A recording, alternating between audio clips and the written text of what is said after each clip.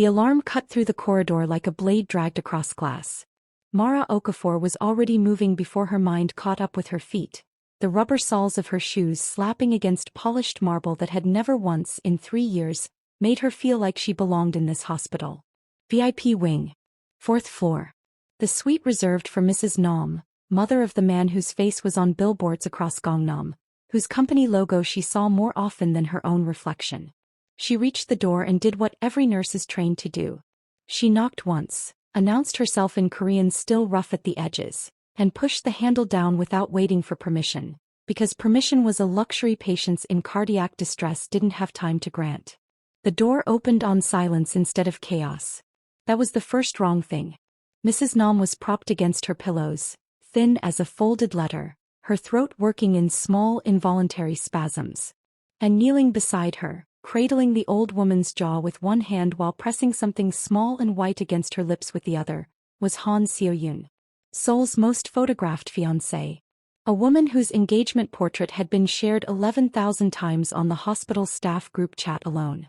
Mara's hand did not leave the door. Seo-yoon's voice was a lullaby with the wrong words inside it. "If you don't die soon," she whispered, thumb stroking the old woman's cheek like a woman soothing a child to sleep, "I'll make sure your son loses everything you both worked for. Every last building. Every last share." Mrs. Nam's eyes, wet and furious, found Mara's over Seo-yoon's shoulder. Mara's phone was already halfway out of her pocket before she understood she'd reached for it. Her thumb found the record icon by memory, by the muscle habit of a woman who had learned, long before Korea, that some truths disappear the moment you stop holding on to proof of them.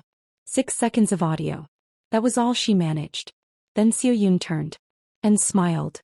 It was the kind of smile that didn't reach anywhere near the eyes, the kind salespeople give you right before the price doubles.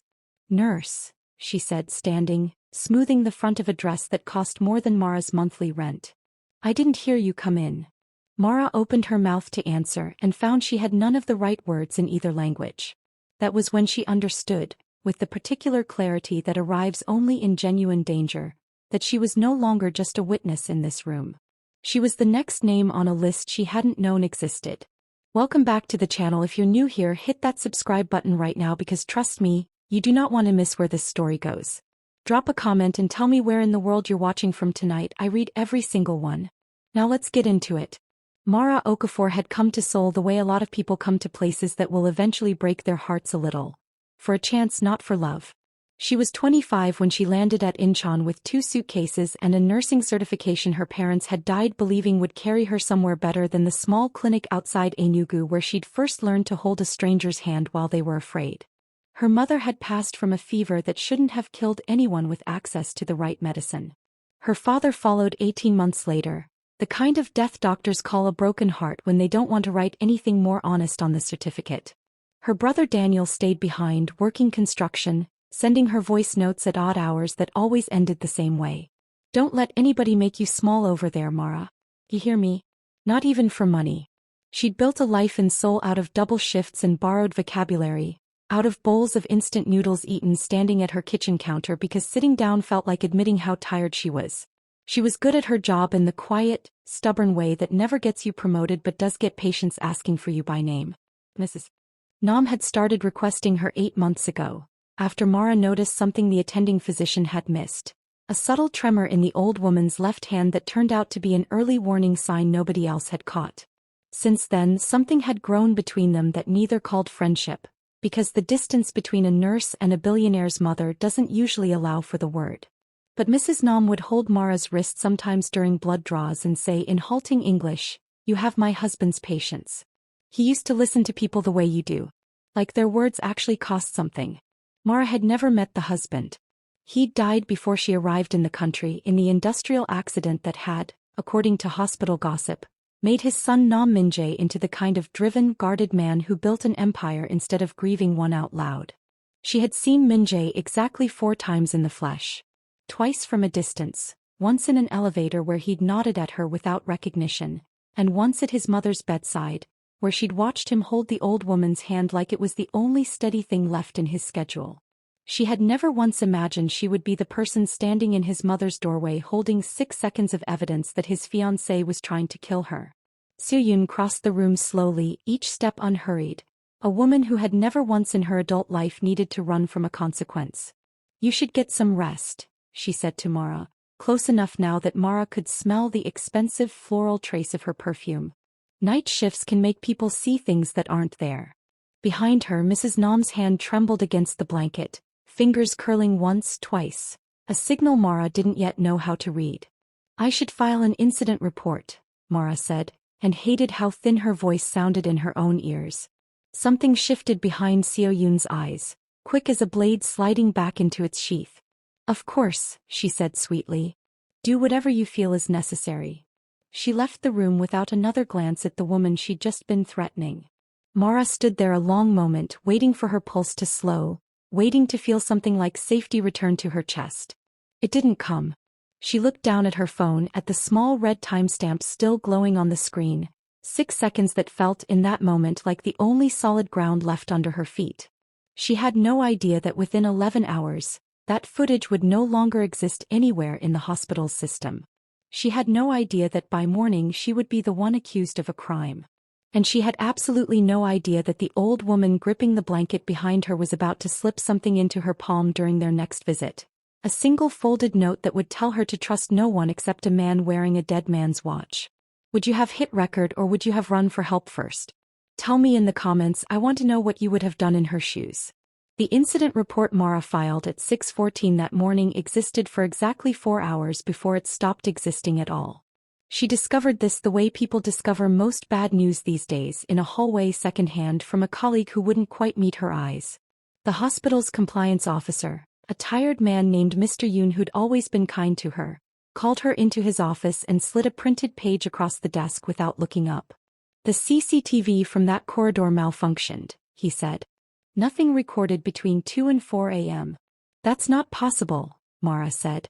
I was standing under the camera. The system logs a malfunction, he repeated, and something in the careful flatness of his voice told her he didn't believe his own words either. She learned about the missing medication inventory the same afternoon. A senior nurse she'd worked beside for 2 years stopped speaking to her in the break room.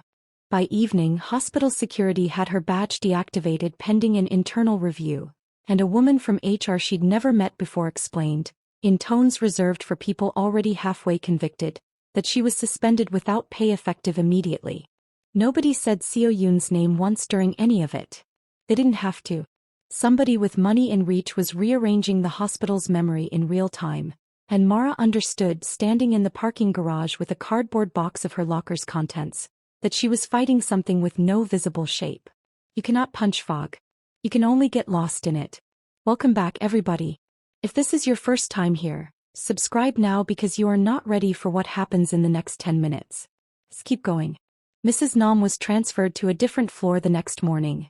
Officially for privacy, unofficially Mara suspected, to keep her away from anyone who might still ask questions on her behalf.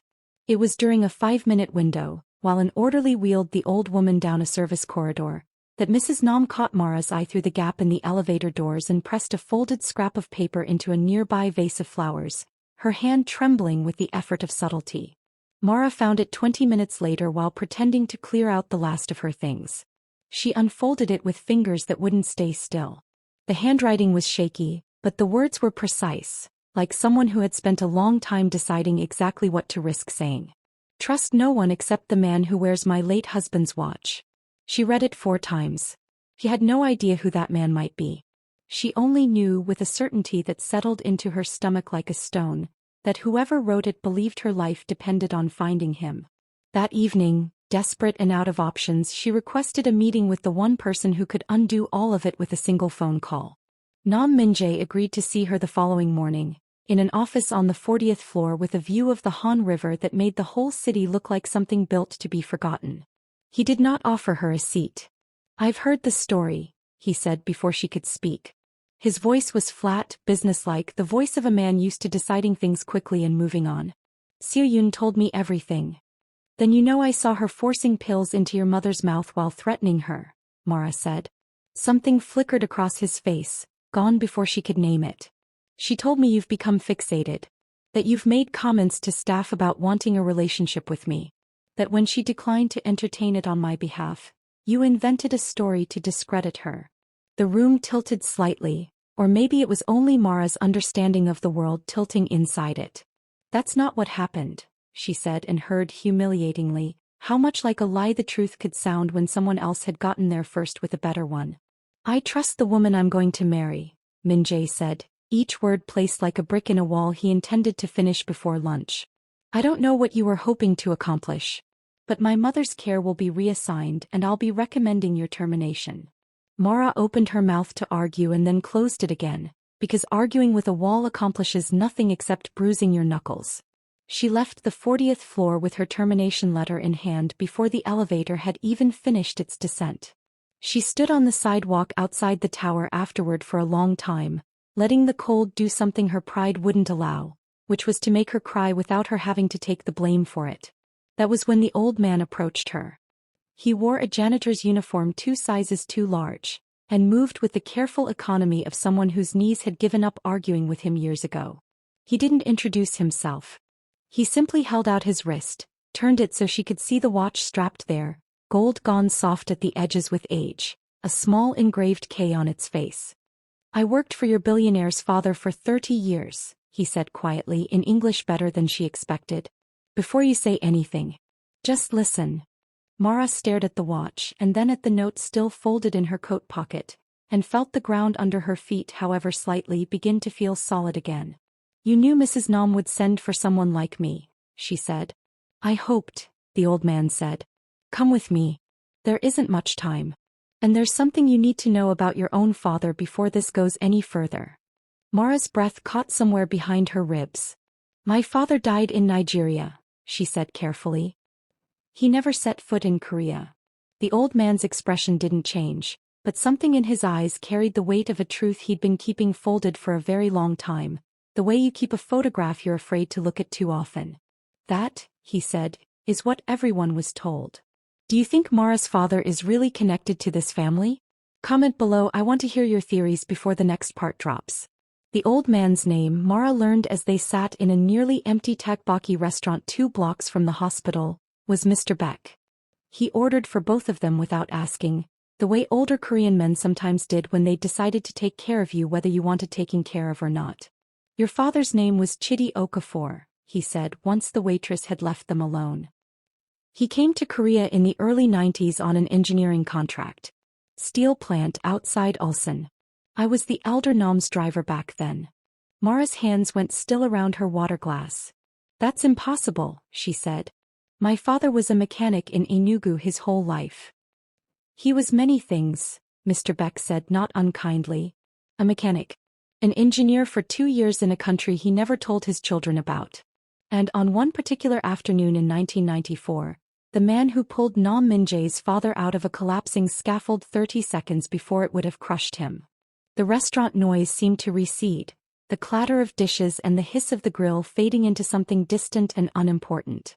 Why would he never speak of it? Mara whispered. Pride maybe. Or shame that he had to leave his own country to feed his family. Some men bury the years that hurt them the most, Mr. Beck said, even the years that also saved someone else's life. He told her the rest slowly, letting each piece settle before adding the next. The elder Nam, grateful beyond what gratitude usually demands, had quietly established a scholarship fund years later, routed through channels designed to obscure its origin, one that eventually paid for a bright, grieving young woman's nursing education on another continent. Mara set down her glass with a hand that had gone unsteady. The scholarship that got me here, she said. The one I always assumed was some anonymous charity. Was never anonymous to us, Mr. Beck said. Only to you. She sat with that for a long moment, the strange vertigo of discovering that her whole life in Korea, the life she'd believed she'd built alone through sheer stubbornness, had actually been resting on a debt paid by a dead man to another dead man, neither family aware the thread between them had never been cut. Why tell me this now, she asked, instead of before any of this happened? Mr. Beck's face grew serious in a way that made her stomach drop before he even spoke. Because Mrs. Nam believes she doesn't have much time left to make sure you understand what you're really caught in, he said. This isn't only about a jealous fiancé protecting her engagement, Mara. Soo-yoon isn't working alone. He glanced toward the restaurant's front window, checking the street the way men do when old habits never fully retire. She's partnered with Nam Do-hyun, Minjay's cousin. He wants control of the company, and Mrs. Nam is the only person alive who holds documents proving he's been falsifying company accounts for years. As long as she's alive and lucid, his plan doesn't work. So they're trying to kill her, Mara said, the sentence landing in her chest like something physically heavy. And frame anyone who gets close enough to notice, Mr. Beck said. Which is exactly what they've done to you. Welcome back. If you just joined us, make sure you're subscribed because this story is about to take a turn nobody sees coming. Let's continue. Mara barely slept that night, replaying the 6 seconds of audio she no longer had access to, running through every conversation with Seo-yoon for details she might have missed. Her phone buzzed near midnight, a message from Daniel back in Nigeria, 3 time zones and a lifetime away. Saw the story trending online. They're saying you tried to poison someone's mother. Tell me it's not true. She stared at the screen for a long time before typing back. It's not true. I promise you it's not true. His reply came slower than usual. I believe you. But be careful over there, sister. Money makes monsters out of ordinary people. She didn't tell him about the scholarship, about their father's buried years in Korea, about the strange, impossible symmetry of a debt repaying itself across decades and continents. Some truths need more than a phone screen to hold them properly. The following morning, 2 police officers arrived at her apartment before she'd finished her coffee. They didn't knock so much as announce themselves through the door, voices flat with procedure. There had been a formal complaint. Attempted poisoning of a patient. Evidence, they said, had been found in her belongings during a hospital search conducted the previous evening. Evidence Mara had never seen before in her life. She didn't resist when they cuffed her. She'd learned from a childhood spent watching her father navigate a world that assumed the worst of him first, that resistance only ever gave people an excuse to escalate. But as they let her out of her building into a street already crowded with phones held up to catch the moment, she caught sight of a headline already circulating on someone's screen, her photograph beneath it, taken from her hospital ID. The African nurse who tried to kill Korea's most famous mother. Her reputation, built patiently over 3 hard years, evaporated in the time it took a stranger to hit share. And somewhere across the city, in a hospital storage room nobody had cleaned in months, Mr. Beck was quietly discovering a set of forgotten backup servers that still held 6 seconds of footage powerful enough to undo everything Seo-yoon had built. He never got the chance to tell anyone what he found. Would Minjay ever believe her now that the whole country already has? Let me know what you think happens next and stick around because the next part changes everything. The holding cell smelled like bleach layered over something the bleach hadn't managed to erase. Mara sat on the thin bench with her knees drawn up, listening to the low murmur of officers in the next room discussing her case like it was already a settled matter. Evidence airtight, verdict inevitable. Dr. Park Ji-ho was the only person from the hospital who came to see her.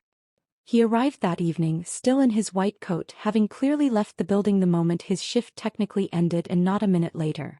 He sat across from her on the other side of the visitation glass and didn't waste time on small talk. I don't believe any of it, he said simply. I've watched you work for 2 years. You don't cut corners. You don't lie about medication counts. Something is very wrong here.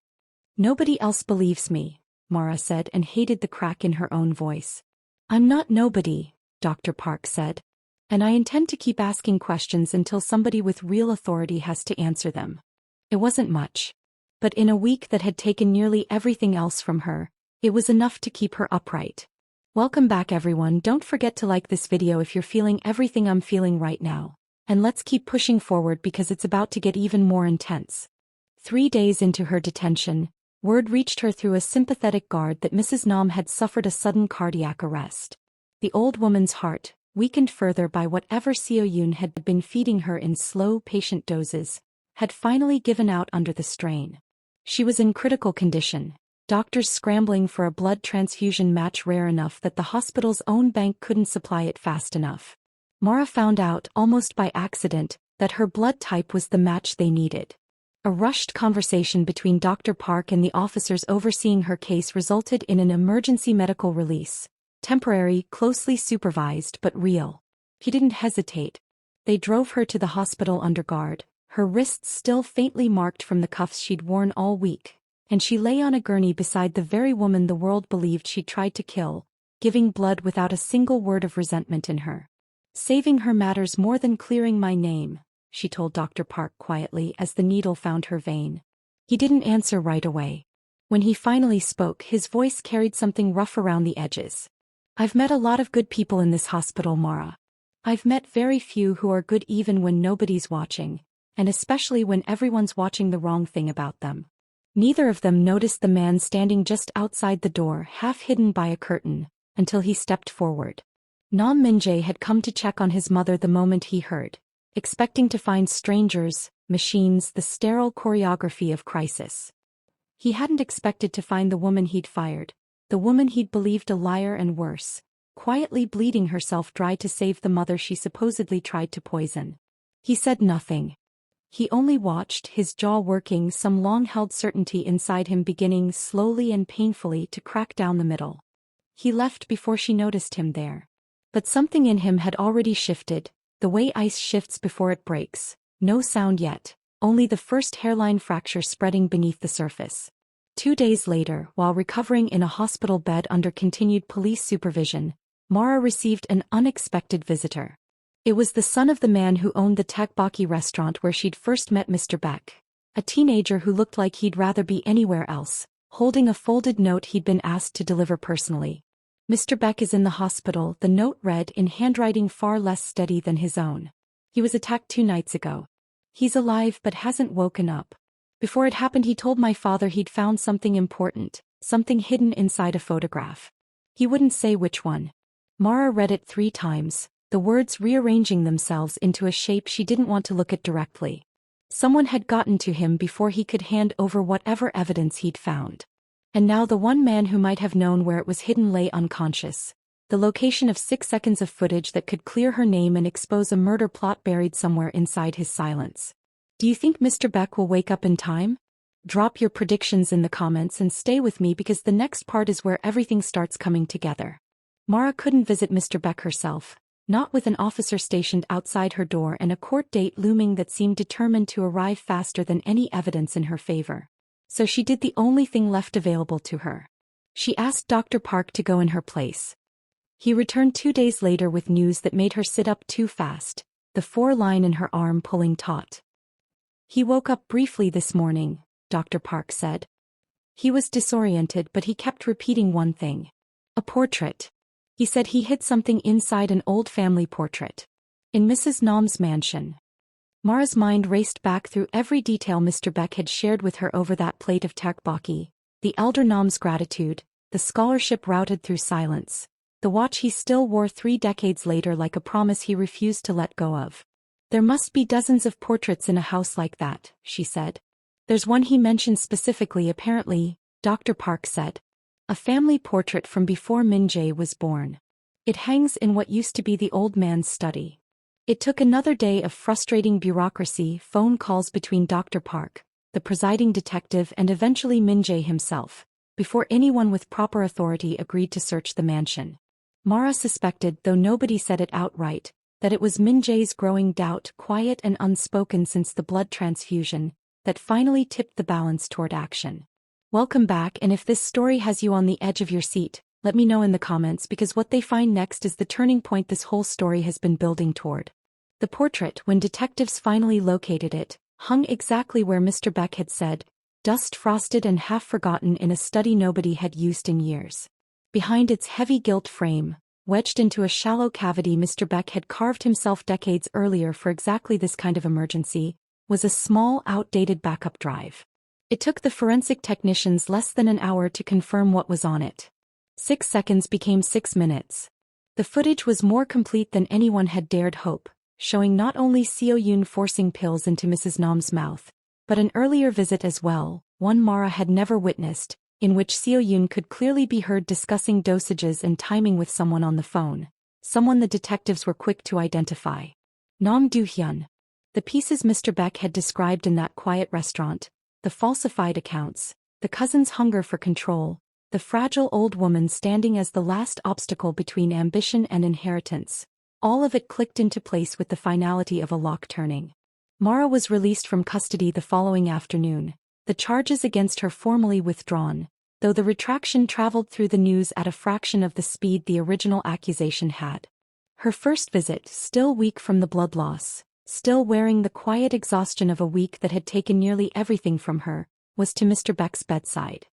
He was awake by then, propped against his pillows, the old watch still on his wrist despite the hospital gown. "You found it," he said, voice thin but satisfied. "You hid it well enough that it took an attack in a coma to lose track of it," Mara said, and something in his tired face cracked into the first real smile she'd seen from him. "Your father would be proud of you," he said. "He never once, in all the years I knew him, let fear decide what kind of man he'd be. Neither have you." Mara held his hand for a long moment, the weight of 30 years of quiet loyalty passing between them without needing further words.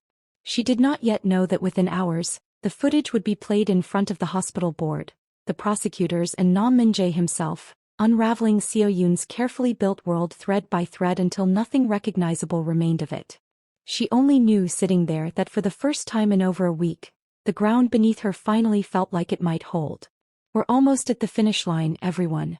If you want to see how this all comes together, make sure you're subscribed because the finale is coming right up."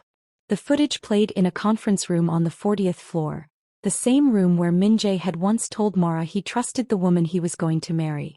This time the silence in the room belonged entirely to Seo Yoon. The recording moved through its 6 minutes without mercy, her voice clear and unmistakable, threatening a dying woman in one breath and coordinating dosages with Nam Do-hyun in the next. Forensic accountants had spent the previous night cross-referencing the falsified documents Mrs. Nam had protected for years, and the picture that emerged left no room for doubt or defense. Seo Yoon had bribed 2 hospital staff members to alter records. She had manipulated medical reports to hide the pattern of Mrs. Nam's declining health. She had orchestrated the attack on Mr. Beck once she realized he suspected what she'd hidden inside that photograph. And she had knowingly, deliberately, allowed an innocent nurse to be arrested for a crime she herself had committed twice. When the footage ended, Do-hyun was the first to break, turning on his co-conspirator with the swiftness of a man who had never intended loyalty to survive the moment it became costly. He confessed to the falsified accounts in exchange for leniency, naming Seo Yoon as the one who had first proposed removing Mrs. Nam from the picture entirely. Seo Yoon's composure, so carefully maintained through every prior confrontation, finally gave way. She confessed to the rest in a courtroom weeks later, her voice flat and empty of the warmth she'd once used so effectively, admitting to a plan that had begun with ambition and ended in attempted murder. Justice, when it finally arrived, came without spectacle. Just paperwork, verdicts, and a quiet, exhausted relief settling over the people who had waited so long for it. Minjay found Mara outside the courthouse afterward, standing apart from the small crowd of reporters, her coat pulled tight against a wind that had turned sharp with early winter. "I owe you an apology I don't know how to make big enough," he said. "Forgiveness is free," Mara said, meeting his eyes without flinching. "But trust has to be earned." She didn't offer him anything more than that, and she didn't apologize for the boundary either. She had spent a lifetime being underestimated by people who mistook her patience for permission, and she wasn't about to let a billionaire's guilt shortcut what actual trust required. Minjay didn't push. He simply nodded, accepting the terms as though they were the only fair ones on the table. Months passed. Mara returned to nursing, this time at a smaller community clinic that served immigrant families much like the one she'd once been. Minjay never called more than she welcomed, never arrived unannounced, never used his wealth as a shortcut around the slow work of proving himself trustworthy. He simply showed up consistently in the unglamorous ways that mattered. He funded her clinic's expansion without asking his name be attached to it. He learned quietly the names of the elderly patients she cared most about. Mrs. Nam recovered fully, her strength returning in slow, stubborn increments that mirrored her own son's newly rebuilt character. At a charity gala held the following spring, she stood before a crowded room and told them all, without a trace of exaggeration, that the young nurse in the audience had saved her life twice, once with medicine and once with a kind of loyalty money could never manufacture. It was there in front of that same crowd that Minjay made his move. Not a proposal, not a ring, but a folder of documents establishing the Afro-Korean International Foundation, a fund dedicated to medical scholarships for students from Nigeria and Korea alike. built on the same quiet debt his father had once repaid to a stranger without ever meeting her. Mara looked at the documents for a long time before she looked up at him. "You could have proposed," she said. "It would have been easier." "I didn't want easier," Minjay said. "I wanted to earn it." It was only after that, seeing the shape of the man he'd chosen to become rather than the one he was born into, that she agreed to let him try. 1 year later, the foundation had already changed hundreds of young lives across 2 continents.